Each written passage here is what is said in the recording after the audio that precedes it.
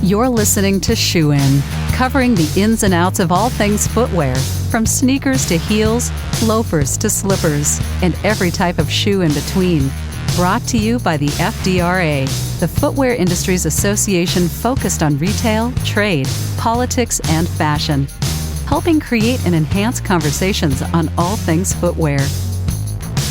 Hey, Shoe and Show listeners, welcome back to another exciting edition of the world's only footwear business podcast. I am one of the co-hosts, Matt Priest, and I am joined today by Sandi Mines because I wanted Sandi on this conversation because Sandi has a way better fashion sense than I do. She is always kind of scouring the landscape for hot new brands that are popping up and doing things differently that are breaking the mold within the industry. I think our guest today fits into that description for sure. I can't wait to unpack his journey and his brand. But before we do, Sandi, welcome. I'm going to turn all of the fashion questions over to you because that is like your bailiwick. Are you cool if I do that? Yeah, that's fine. I'm excited to hear from our guest speaker today. I'll have you say hello and introduce our special guest today, but I'm really looking forward to this conversation. I love hearing about new brands and how they break into the market and what's going on. So this is an exciting one today. Yeah, so let's do it. So we have Scott Willman on, who's founder, CEO, and creative director of Freshy, which, dare I say, it's got a fresh brand out of California. Welcome to the Shoe and Show, my friend. Super excited to have you on. And out of the gate, want to hear your shoe story. How on earth did you get sucked into the vortex that is the shoe industry? Walk us through that process. Funny you should say. Nice to meet you, Sandi. Good to see you again, Matt. Thanks for having me on. Sure. Yeah, if I can speak frankly, I'm a bit of a shoe whore. So that's kind of where my fascination with shoes melded with Freshy. I've always been a designer, from architecture to large sculptures and landscape design and all kinds of things like that. And of course, I love shoes. So I just figured shoes are just kind of little foot sculptures. It's the best way to really express yourself, express your individuality. And I just felt like there's always kind of been a hole in the market for, bright, fun shoes at an affordable level. Usually when you go into, the mainstream shoe stores, it's going to be black or white or gray. And if there is some shoes in there, it's usually a fluorescent colored something or another. And I just wanted to find I always looked for some fun, cool styles that were different than everything else on the market and just couldn't really seem to find anything. So I decided to do it myself. I love it, Sandi. I've never heard shoe whore before. Is this a term that you're familiar with, Sandi? And I'm not calling you that, Sandi. Please don't misunderstand. But what do you think, Sandi? No, I think that it's interesting. A lot of people come by it honestly and really are just obsessed with footwear and design. And, Scott seems to have married the two. I'd love to hear from you, Scott, a little bit about when you launched the company, how you launched. Did you start with shoes? I know you have a big apparel side and some accessories. Tell us a little bit about, the beginnings of the company. Yeah, it started with shoes. It kind of starts with a concept with me. Like I said, I live in this, what I call the Freshy Castle here. A house I've been building for 20 years. It's two giant geodesic domes on top of a hill. And a lot of geometric shapes, and my brain just spins in that direction 24 hours a day, basically. So it kind of started with a concept. I started building some characters in the background. I kind of wanted to create like a little metaverse of kind of going into a different world to find some unworldly kind of styles and colors put together. So something that's fun, carefree, where you can just kind of not take life too seriously, but take the quality and comfort real seriously. So I started in the back end in 2015, developing, our logos, and we have a bunch of little characters along the way. I don't know if you've seen any of our stuff. We have these characters. Let me see if I have one here to show you. This little character, Flair, is my alter ego. Awesome. Why don't you, for the theater of the mind, describe Flair to our listeners? Oh, yeah, I guess we're not doing video here. Just kind of crazy yellow hair with his tongue sticking out and all kinds of colors dripping off of his tongue. Just like that need for bright, vibrant, fun, zest of life kind of feeling. And we also have a bearded unicorn that's all multicolored and just a host of little characters to develop kind of a background story. And during that time, I was kind of trying to come up with my first prototype. I also love textures, bright colors, like just anything that's very vibrant and bold and confident. So I was kind of creating that host of characters while developing my first shoe. And then I launched my first shoe in 2020, January 2020. That was when we launched the company. Wow. Perfect timing, my friend. I mean, talk about timing. Yeah, well, I didn't come from a retail background, so I ran into a few people along the way that are kind of consultants for me, and they know the shoe industry for 30 years. They worked with all the big companies, and one of them's a designer that teaches sneaker construction pretty much all over the world. People hire him to fly out and teach sneaker construction. So, if you have a bunch of cool ideas for something, you just need to find the right people to build a team that can actually make them happen. So I don't take credit for knowing the ins and outs of every part of a sneaker design, but I just have a bunch of crazy ideas, basically. And when you launched, it was D2C, like you were direct to consumer for quite a while, right? Is that true? Yeah. We've always been D2C, mostly because I couldn't find a salesperson. There are like unicorns out there for footwear. I've asked everyone I knew, and they're like, "Oh, I don't know. I don't know what to tell you. We can't find them either." So we it's pretty much by default that we're doing D2C. And we are trying to find the right marketing people along the way, because you pretty much have to lean heavily on marketing when you don't have salespeople. So It's kind of been by default that we are D2C, but we just got some good salespeople on board in August of last year. So that's right. I met a couple of people on your team, and you definitely do a great job of marketing the product. And I think that's really important, especially when you have something different, something fresh, something colorful. For those that haven't seen the product, it's vibrant and it's full of energy. So I mean, when I first saw the website and took a look at some of the line, I mean, it's just energizing, to be honest with you. And it's really a fun time and a fun moment to embrace that and things could be a little bit bleak, right? So you could jazz up your wardrobe. It's fun. It's comfortable. Do you want to talk a little bit about like the product? It's men, women, kids, it's all of the above, right? yeah, we are doing not kids yet. We definitely would like to. It's basically mostly men focused, but we do have about half of our arsenal is unisex shoes. So we do unisex and men's, but we're launching our first full women's line in June 1st of this year. So we're pretty excited about that. That's awesome. I'm on freshyworld.com. It's FRESHYWORLD.com. I'm just looking at the dope dogs because I'm a big high top guy. I grew up in the 80s. They're my favorite. Yeah, those. Based on our prior conversation, it sounds like you need like a dope whores edition too. I'll leave that to the creatives in your world. Talk to me about kind of, are your fingerprints on each of these designs? If you're the creative force behind this, how do you go into a room and decide? How do you curate kind of this robust, visually appealing colorway that I think checks just about every box when it comes to the rainbow, right? How do you go about your process? Yeah, I mean, where do design ideas come from? Probably taking too many mushrooms back in my youth or something. Wherever weird ideas come from. But like I said, I also have this other guy I work with who's one of our chief designers, and he knows the structure of a shoe. And we just we watch, we kind of predict what the trends are going to happen in the following year. And we kind of take those trends and we put our own Freshy spin on it. So we're still in the pocket of what people are kind of looking for the next year. But then we put our own Freshy style on it and our own Freshy colors and kind of meld the two together.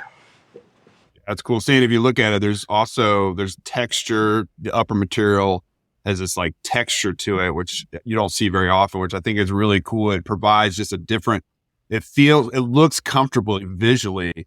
And it has this really, I'll say it again, a texture to it that I think is really cool. Yeah, we're all about quality, comfort, and style. It's kind of our main motto. If it's not comfortable, we don't make it. If it's not quality, we do everything. When people see our shoes, we actually make them in Dongguan, China. And people are usually very confused about how we make those in Dongguan. They think they're made in Italy. We do a lot of double stitching and just high-end materials and craftsmanship, and everything's first class with our quality and comfort. Tell us a little bit about some of the obstacles or the hurdles that you are facing in the footwear world. I know it's not all rosy all the time when you're developing a new brand and launching into a new market. Tell us about the challenges, and then I'd love to hear about some of the opportunities that are for the future for Freshy.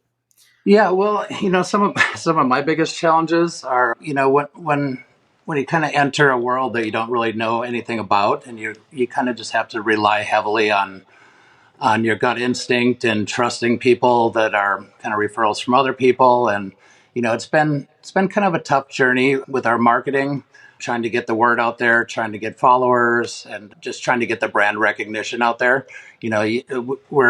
We have a lot of money invested in our inventory, so we don't have a ton of money to put forward for marketing and ads. So we have to just be very creative. We do a lot of kind of guerrilla style marketing.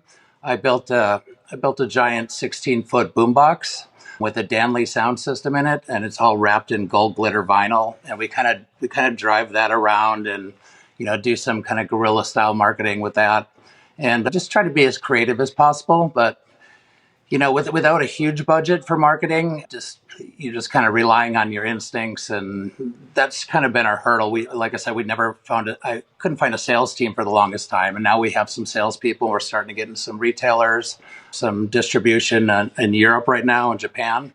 So Wow. we're taking off pretty quickly all of a sudden. So we're really excited about it. I could see that. I could see the guerrilla marketing actually working really well for your brand. And Yeah. I think that the people that are drawn to your brand then kind of represent it in a more authentic way.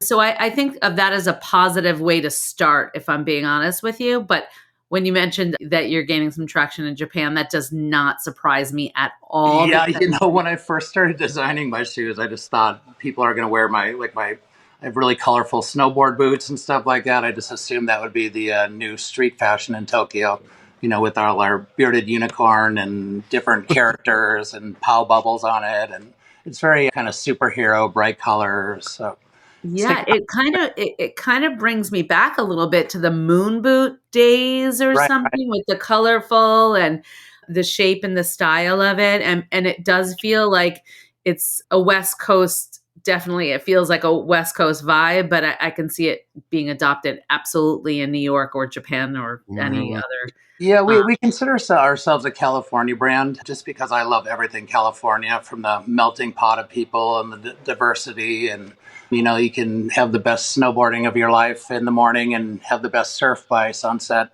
from Lake Tahoe to San Francisco. And I just love the melting pot of California, basically. So in our logo, we have the sun on top, and then we have the ocean in the middle, and then the mountains on the bottom.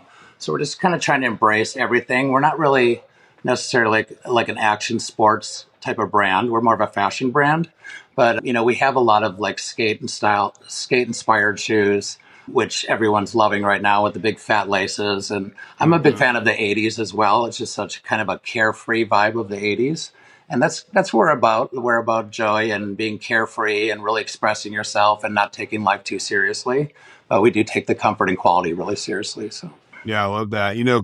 That's the thing about it. California vibes sell globally, right? I think I told you this when we connected before. My family and I last summer drove the PCH from San Fran to San Diego, and it just was one of the best, greatest trips we've ever had, just from the weather and the people and the food and the culture, all the things that you just highlighted.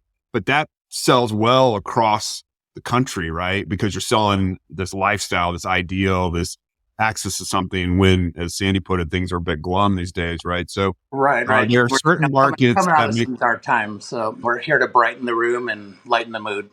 yeah, I love it. Now, are there certain markets that you have your eye on that you haven't broken into that you think would be something that Freshy would really sell well into? You asked me what my hurdles were. One of my biggest hurdles is we make a shoe for everyone, really. Whether it's the hip hop community, the skaters, the higher end fashion, nightlife to snowboarding. We pretty much have a shoe for everyone. And trying to narrow that down in marketing is very tricky. My marketing people have always been, dude, pick a lane so we can market to them. And just like, I'm like, I don't know what to tell you. We have something for everyone, literally. Uh-huh. So it's kind of hard to narrow that focus down. Has probably been my biggest hurdle. Have you, I'm guessing the answer is yes to this. Maybe it's a rhetorical question, but have you designed a few pairs of shoes that maybe you went a little too far and, they were a little too eccentric or something that like people weren't really gravitating towards and the rest of your team is like, what are you doing? Uh, I'll let you know when I Awesome. get there. The answer will probably always be no. Good for I'm you. I'm a bit of a Good colorful, answer. eccentric person, so I I don't. love it, right? You're like, You don't throw caution to the wind. There's just no caution. I mean, you just do it. You be you. That's awesome. yeah, you're like, it's good for me. I love it. So, Yeah. Yeah, I mean, you do kind of keep an eye on trends so that you don't go. I mean, we want to be trendsetters as well. So there's that fine line that we want to set our own trend with style. But you also kind of, you don't want to be stuck with a million pieces of inventory because no one is hot for that this year. So you kind of just pay attention to the trends, but then you put your own crazy spin on it. I don't think yeah. we really went too far with anything yet. So, Well, not sure that's a thing. I've seen a couple of shoes in your line that I just love, and I do tend to play a little bit more on the safe side with like a little bit of fun. And you definitely have a lot of that product still in your line too, right? Sure. I mean, it could go from, pretty basics, but then it has like a splash of fun or color or just something that's a little unique. And I really, really appreciate that. Although I do look at some of the other, like a little bit more exciting product, and I wish like I don't know. I wish I had the nerve to kind of wear that with anything. And I'm like, Well, sometimes once you put them on, you'll get that nerve. That's what makes you bold and confident. That's I love that. Bold and It's confident. so interesting you said this because I was almost about to make the same point. I'm like, I'm not the most flamboyant of guys, and like the primary colors are not my thing. But on your website, I'm just looking at the smooth trainer in gray. It is classic clean, but it's got a pop of color. So there is a shoe for everyone on your, you tell your marketing people to take a hike, God bless them. But there's a shoe for everybody on your website. And I'm digging Can it. I quote you on that? Yeah, for sure. That's straight from FDRA. Where do you find your design inspiration from? Like where is that coming from? Like I said, where do crazy ideas come from? That I do not know. It might have been my younger past creeping up. My brain's always working a million miles a minute. Like I said, I've built this giant castle on top of this hill that's will ever be evolving. I build giant sculptures for, I don't know if you guys have heard of like Burning Man and stuff like that. Yeah, we've done enormous sculptures out there and art cars we drive around in. And it's just always whatever, who knows where that comes from, It's just wherever creepy thoughts come from, I guess. It is awesome. 5 years from now, Scott, we're having the same conversation on Shoe and Show. What do you hope to be kind of the accomplishments, the things that you were able to pull together with this brand if we're talking 5 years from now? Yeah, the true real thing behind me, it may sound cliche, but we're trying to build a community. I want to give back. That I've always wanted to give back. I love helping people. I just think if everyone helps each other, the world will be a better place, which sounds very cliche, but we're trying to build a nonprofit also that we can give back to people. Right now we're trying to get through inventory and get out of the red because we are a startup. We're brand new still. Sure. But once we do, we want to set up a foundation where we can give back. And we just really want to build a community of people around us. I don't feel like I need to sell my shoes to anyone. I'll just say, here's a pair of shoes. You be the judge of that. I know that we have the best quality, the best style, the best comfort. The shoes sell themselves. What I'm trying to do in the background is build a community where we can give back in any way that we can and just build a community of like-minded people that want to stand out in a crowd, not take life too seriously, just, enjoy life. Like I said, we take our quality and comfort seriously, but everything else, be fun, relax, don't take life too seriously is our motto. I love it.